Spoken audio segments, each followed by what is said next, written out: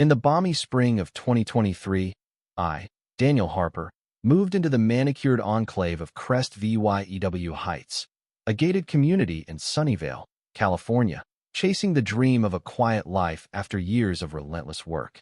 As a renter, not a homeowner, I knew I'd be an outsider among the pristine lawns and polished facades, but nothing prepared me for Ollie Vyew Bennett, the HOA's undisputed despot. Ollie Vyew wasn't just a neighbor, she was a suburban autocrat, her clipboard a scepter of petty tyranny. From the moment I unpacked, she made it her mission to remind me I didn't belong. The trouble began at the Crest Vyew welcome meeting, a stuffy affair in the community clubhouse. I'd barely hung my curtains when Ollie Vyew, with her impeccable bob and designer sunglasses, leaned toward her clique and sneered, "Renters are like stray cats, messy, temporary, and bad for property values." Her followers tittered, their laughter slicing through the room as I sat, humiliated but silent. The fines followed like clockwork. $50 for a misaligned mailbox flag, $75 for a trash can left out 9 minutes early, $100 for a porch plant deemed unapproved. Each violation bore Ollie Vyew's smug signature, her delight in my misery palpable. She didn't just enforce rules, she wielded them like a blade, branding me as second-class resident in her HOA newsletters, her barbs aimed at my address with venomous precision. Ollie Vyew's reign extended far beyond me. She ruled Crest Vyew Heights through fear and favoritism, her hand-picked board of sycophants rubber-stamping every absurd decree from banning gaudy lawn ornaments to hiking dues for community projects that mysteriously vanished into thin air. Dissenters faced a deluge of fines or social exile, their names whispered as warnings at block parties. I learned early that the HOA's management company, a floundering local outfit called Sunnyvale Solutions, was too weak to challenge her. Ollie Vyew's cousin, Mary Ann, sat on their board, ensuring loyalty. The system was a cesspool of nepotism and shady bookkeeping, and Ollie Vyew was its unchallenged queen. I could have fought back with angry letters or a lawyer, but I saw a better path. My decade in property management and corporate finance gave me an edge Ollie Vyew never suspected. I pored over the HOA's public records, uncovering a trail of mismanagement. $12,000 for community landscaping that only beautified Ollie Vyew's backyard. $8,000 for consulting fees to her cousin's shell company. The management company was hemorrhaging cash, teetering on the brink of collapse, its owner desperate for an exit. I bided my time, swallowing Ollie Vyew's taunts with a tight smile, cataloging every slight in a mental ledger. I wasn't just a renter, I was a strategist playing the long game. Ollie Vyew's cruelty grew bolder. She proposed a rule requiring homeowners to personally approve all renters, a naked power grab cloaked in community standards. As self-appointed chair of the new Tenant Vyew board, she'd hold veto power over every lease. When a young couple, the Mendozas, moved in 2 doors down, Ollie Vyew pounced, slapping them with fines for unsightly kids' bikes and a non-compliant porch swing. Her morning patrols became legendary, stalked the sidewalks, smartphone in hand, snapping photos of errant weeds or slightly askew shutters. Neighbors dubbed her Sheriff Ollie Vyew, a nickname whispered behind closed doors, too dangerous to say aloud. Her audacity peaked at a sweltering July 2023 HOA meeting, where she unveiled her masterpiece, a proposal to amend the HOA charter, allowing the board to evict renters after 3 anonymous quality-of-life complaints. It was illegal, outrageous, and quintessentially Ollie Vyew. "This isn't about exclusion," she purred, her voice dripping with faux sincerity. "It's about preserving our neighborhood's elegance." Her stacked board nodded like trained puppets, while most residents sat silent, too intimidated to object. I sat in the back, my anger hardening into resolve. Behind the scenes, I'd contacted Sunnyvale Solutions' owner, a weary retiree ready to cash out. With a silent partner and a meticulously crafted offer, the buyout was days from closing. By August, Ollie Vyew was drunk on her own power, oblivious to the tectonic shift beneath her. She targeted my landlord, filing bogus complaints about my overly bright patio lights and improperly trimmed shrubs. When that failed, she escalated to pettiness incarnate, reporting my illegal window blinds to the city blinds that met every code. At the annual Crest Vyew block party, she crowned herself Community Spirit Director and handed out awards to her inner circle for upholding standards. Then came her public jab.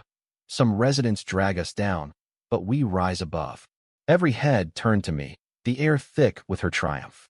I raised my glass in a mock toast, knowing the papers to buy Sunnyvale Solutions were signed, sealed, and delivered. The reckoning came in September. A crisp, professional letter landed in every Crest VYEW mailbox, announcing new ownership of the HOA's management company mine. Meetings were canceled, fines frozen, and a full audit launched. Olive Wya brushed it off, chirping to her followers, a clerical shuffle. I'm still in charge. She was spectacularly wrong. At an emergency community meeting, I took the podium, my heart steady. I'm not just a renter, I declared. I own the company that runs this HOA. A collective gasp swept the room, the kind that hums with raw shock.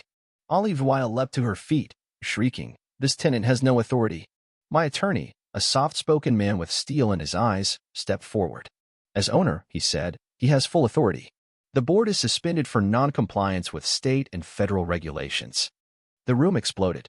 Olive Wya's face blanched as I announced the board's dissolution, a re-election process under third-party oversight, and a review of all fines from the past 2 years.